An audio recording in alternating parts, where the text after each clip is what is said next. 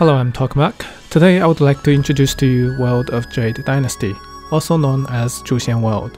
This game does not have an official global announcement yet, and there is scarcely any information about it outside of China, which is why I'm making this video. World of Jade Dynasty is a PC-only MMORPG based on the Xianxia genre. If you know Xianxia, then you know what to expect.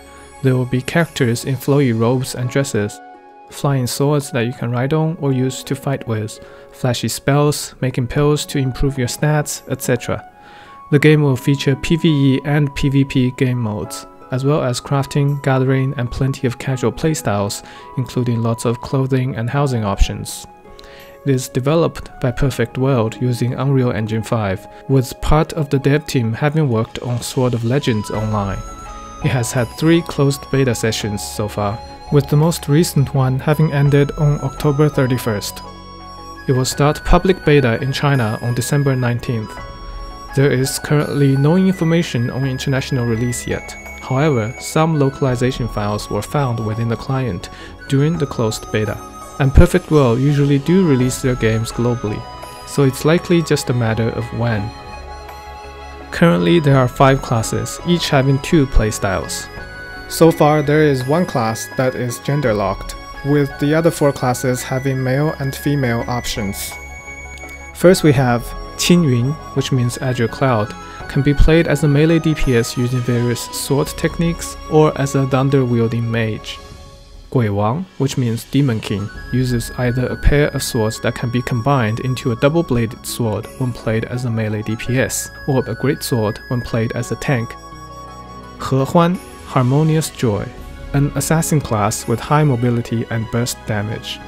They can either summon a shadow to fight alongside them or use the power of the moon to attack their enemies.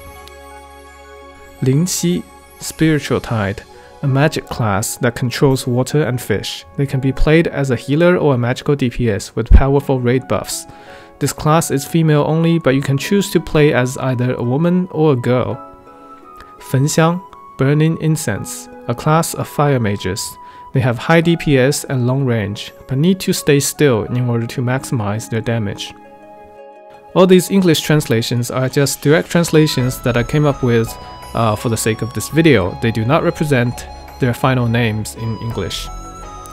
I will make a more detailed class introduction at a later date, as well as class guides after the open beta begins, so stay tuned if you are interested. The developers said that they are placing equal emphasis on PvP and PvE. For PvE, there are normal dungeons for a party of 5 players, as well as 10-player raids, 20-player raids, and world bosses that everyone can participate in. In the closed beta, most dungeons and raids are not very challenging for MMO veterans. However, the most difficult nightmare raids do pose decent challenges even for established raid groups. 我操！别怕别怕，还有我！9000、5000、4000、3000，别怕！留着！ In addition to dungeons and raids, there are solo fights and small bosses that will spawn around the map. In terms of PvP, there are 3v3 team fights, 3v3 tag battles, 5v5 team fights, large-scale clan battles with up to 200 players per side, and optional open-world PvP.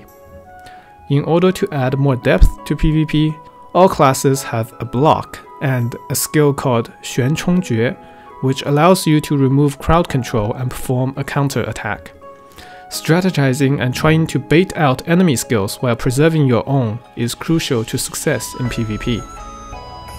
For crafting and gathering, currently there are 3 gathering classes: fishing, mining, and botany, and 5 crafting classes: smithing, weaving, alchemy, cooking, and engraving. Lastly, there are plenty of casual game modes, including flying races, jumping puzzles, photo modes, instanced player housing, and open world housing, which is extremely expensive by the way. Lots of clothes to obtain and purchase, pets, instruments, etc. One of the best things about this game is its world and atmosphere. While there are better looking Unreal 5 games out there, such as Black Myth Wukong, this game does a great job at portraying a beautiful Xianxia world. Everything feels huge and epic. Yet despite that, you know you are the true master of the world, and you can go wherever you want and do whatever you want. That, I think, is the essence of the Xianxia genre. Each class is home to a different biome, and everything in the open world is on one big map that you can fly around without loading screen. The devs have paid special attention to optimization for large-scale combat.